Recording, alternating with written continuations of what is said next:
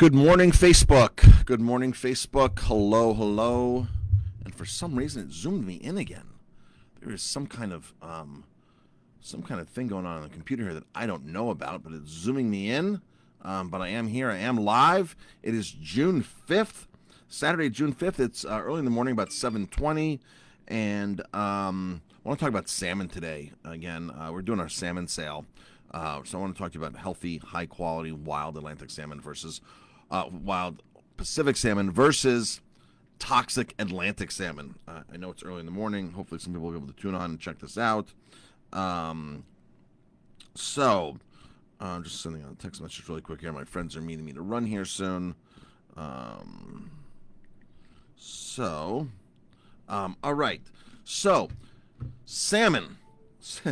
I hear a lot of chefs. I see a lot of so-called sustainability reports with salmon, and I'm watching this great documentary right now, and it's a month old.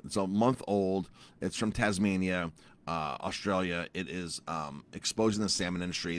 They interview both sides, and it's really interesting how this all plays out because like the two sides of the story are totally different. But the neat thing about this documentary is that one of the salmon farmers there, she's actually speaking out against the industry, and she's saying that they're in trouble, that they're over farming these bays in Tasmania.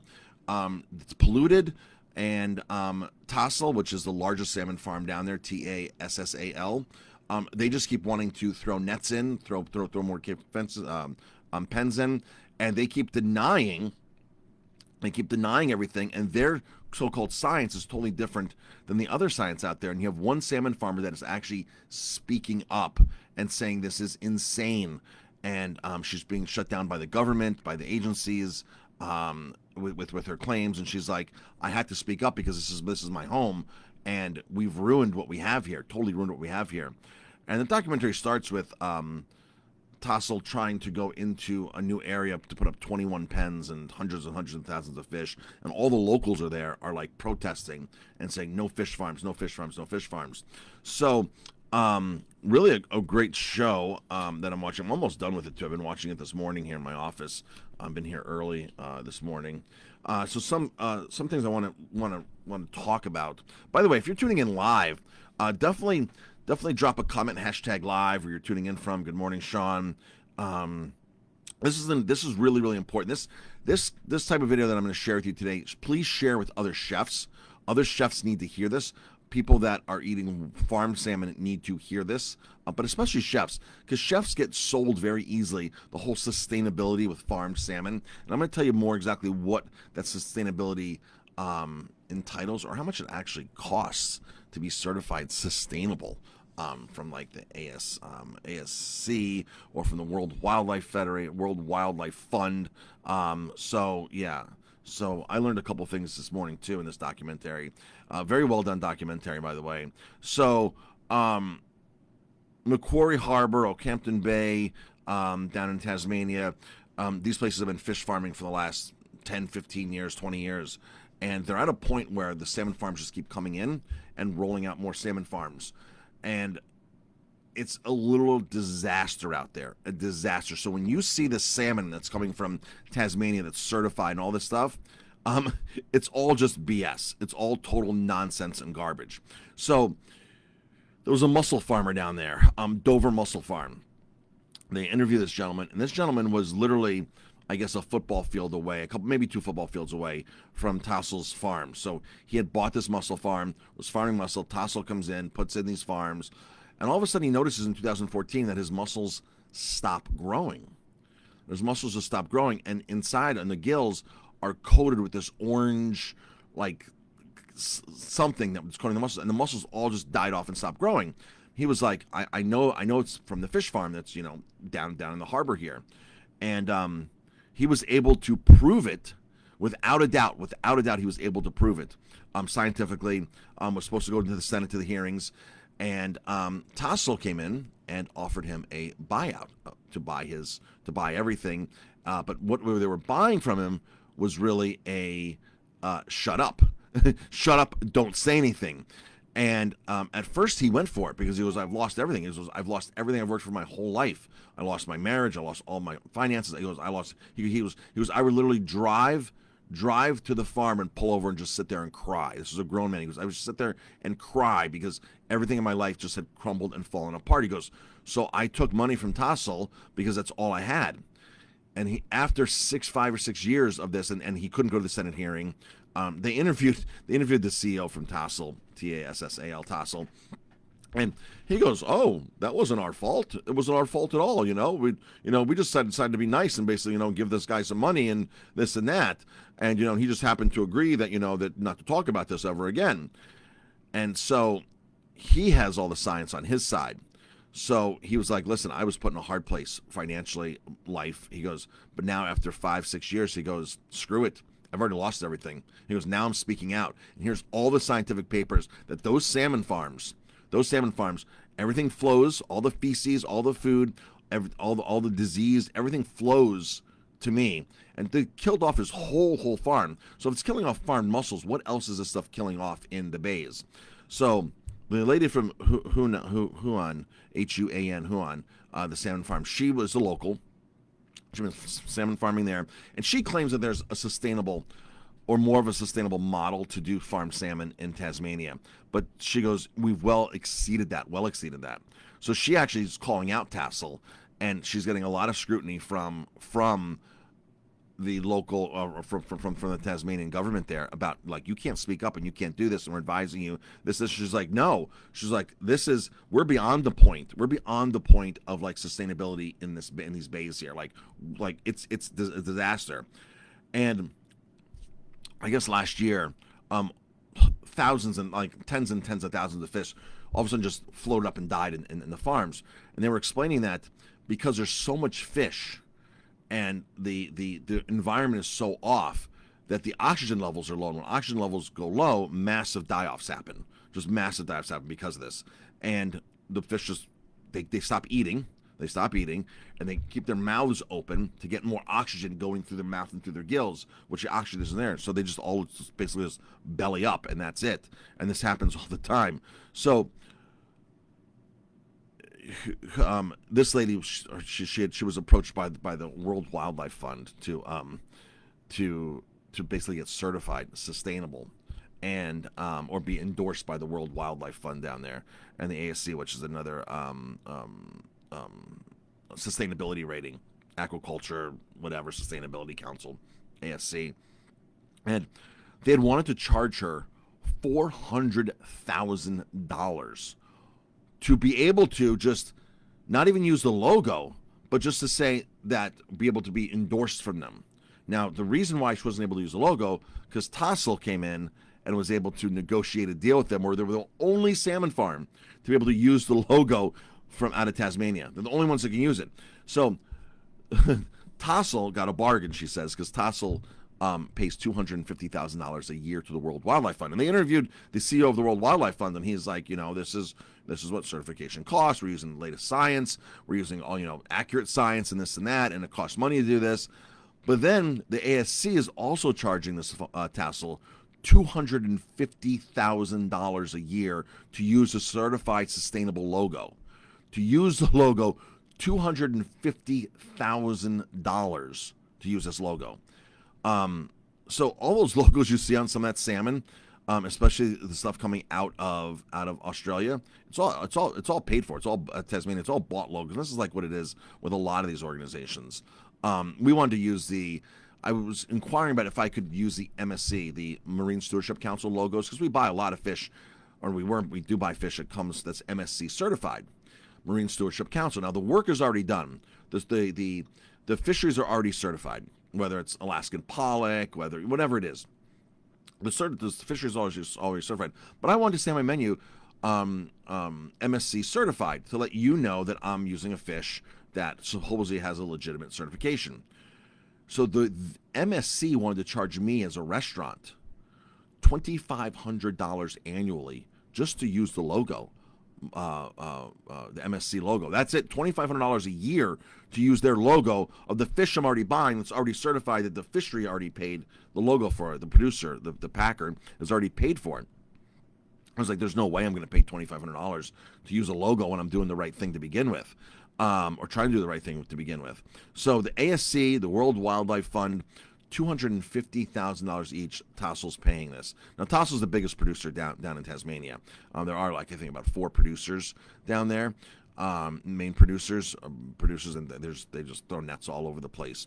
So Tassel's going into this new place in Macquarie. I think it's Macquarie Harbor that they're trying to go in, and all the locals are there and up in arms and trying to protest, and they're going to claim they're going to drop 21 nets, but all the locals are like, this is a massive, massive building they're building here, and they're probably secretly just going to, drop 40 nets or whatever, because there's zero transparency in this stuff. Zero transparency. So then the interviewer goes into the food pellet manufacturer. That's the part where I left off on. And she's walking through and asking the person on the tour, like, what are ruminant proteins? And the guy's like, I have no idea. This is an ingredient in the food. She's like, ruminant proteins. Like, what are those? She knows what they are. She's like, and the guy doing the tour is like, I honestly don't know what ruminant proteins are. This is the guy they're putting up to represent the pellet company, the salmon pellet company. And so she explains off camera that ruminant, or what's actually in there, is anything from goats, lamb, any kind of animal, cows, any kind of animal, and chicken, feathers, fur, hooves, anything that's not edible. Like I was talking about this in one of my other videos. They use everything when it comes out of the processing plant. Zero goes to waste. You go to a place that processes cattle, there's zero that comes out of there. Zero. It all goes, nothing goes in the garbage. Everything goes to a specific use. So anything that's these she called it off products. Any off products get ground up, and it's called ruminant protein. And this is what's getting put into the salmon farms that are being certified by the ASC for $250,000 a year and the World Wildlife Fund. The same salmon farm is certified that's killing off mussel farms. It's causing all this massive pollution with die-offs and low oxygen levels. And this other salmon farmer, she's just like, this is crazy. This is insane what's happening here. Everything has been ruined here. And now the salmon farms are saying they're trying to move farther out into the ocean, so all their feces and disease can spread out there. But in the bays, things are more concentrated. So they're thinking that, we'll go out into the ocean, put our salmon farms on the ocean, and we'll be safer out there. Folks, there's never the right way to do the wrong thing. That's the bottom line. There's never the right way to do the wrong thing. Salmon farming, open pen salmon farming, comes with consequences. That's exactly what happens. It comes with consequences. And they cover it up by not being transparent. They cover it up with these certifications from who knows who that they can put on there and say certified sustainable and this and that. And they give you this whole show. And this is what I've said the whole time when I talk about farm salmon to people. The documentary starts out as they're going out on the boat, and they're like, when you look at salmon farms, the salmon farms show you everything above the water. Everything above the water is fine. Like, that's what salmon farms, everything above the water is perfectly fine. But as soon as you go under the water, that's where you see the reality of the salmon farms. That's the reality of what you see, the water, the environment, what's going on. Some salmon farms will show you clips from underneath on their promo videos and things like that. Those are very well scripted and edited shots. But if you go, like Alexandra Morton has done in British Columbia, and drop the GoPro into the waters next to salmon farms, you will see something totally different that is probably not, you probably couldn't even edit to put on their promo videos. Those promo videos are probably shot the first day the salmon farms are put out there, where there's no pollution. In the one bay, they said every year 21,000 tons of rotting fish pellets make it to the bottom of the ocean floor. 20 to the harbor bay, the bottom of the harbor, the bottom of the bay. 21,000 tons of unused fish pellets, because they throw the fish pellets in, they drop through the nets, and the fish don't get it in enough time. 21,000 tons of which is all chemicals, pesticides, ruminant parts. So anything like in the stomachs, anything that comes out of lamb, cows, goats, anything like that, chicken feathers, all this stuff just sinks to the bottom. And here's these fisheries getting certified sustainable. Folks, this whole salmon, that's why they call it scamming. Farmed salmon is scamming. They're scamming everybody on this farm salmon. They get chefs to buy into it. Martha Stewart, they get all these chefs to say, "Oh, I'm serving organic salmon." totally BS. It's not organic. It's a self-regulated term, and if they're paying anybody to do an organic certification, they're paying way too much for not even being accurate on it. So anytime you see a chef, and I see a lot of farm-to-table chefs, a lot of chefs that say, we're serving better food, and what's on their menu? Farmed salmon. They don't have to look far. If they spent literally, if these chefs spent 2 hours out of their career researching farmed salmon, they would never serve farmed salmon again in their career. Just 2 hours. If a chef would just give 2 hours of research to this, that's it. 2 hours. It would change their whole way they look on salmon and never want to serve salmon again. Pass these kind of videos on that I make, or any kind of videos, on to chefs, because some of these chefs back their stuff up. Rick Moon, the godfather of sustainable seafood. I loved Rick in my early years. I really looked up to him. He was the chef at Oceana in New York City, and really sustainability. He's backing True North farmed salmon from Canada. And I went to Vegas. This was back in 2017 when I went to Vegas. I was tweeting him, because I always wanted to talk to him about that. I said, "Come on, let's talk about this, Rick. You're like, what do you know that?" I would say, "What do you know that I don't know? Why is your farm salmon so different?" Never get a response on Twitter. So I tweeted him, "I'm coming out. I want to talk to you, and this and that." And so he knew I was coming. I'm like, "Okay, I'm going to be there Thursday night. I'm coming for dinner. I want to talk to you about your salmon. Let's talk about it." I can put this on Twitter. And I got there and I saw him. He was running around the restaurant. I got there, I sat down, and I'm with my daughter, with Courtney. We're going to a conference out there, Grant Cardone's 10X Growth Con. And I sat down, started ordering. I said, "Is Rick here?" And they're like, "Who's asking?" I'm like, "Marcus Guiliano. I think he might be expecting me." And literally like 7 minutes before this, he was there. I saw him. They're like, "No, he's not here." I'm like, "He was just back there. I saw him when I walked in. He was on the line, like expediting, like he was here." They're like, "No, he's not here." But they did send out the chef de cuisine, his in charge. I'm like, "Well, I want to talk to you about your salmon." "Oh yeah. And Rick has it." I'm like, "I want to talk to you about your salmon. Here's the reality of the salmon."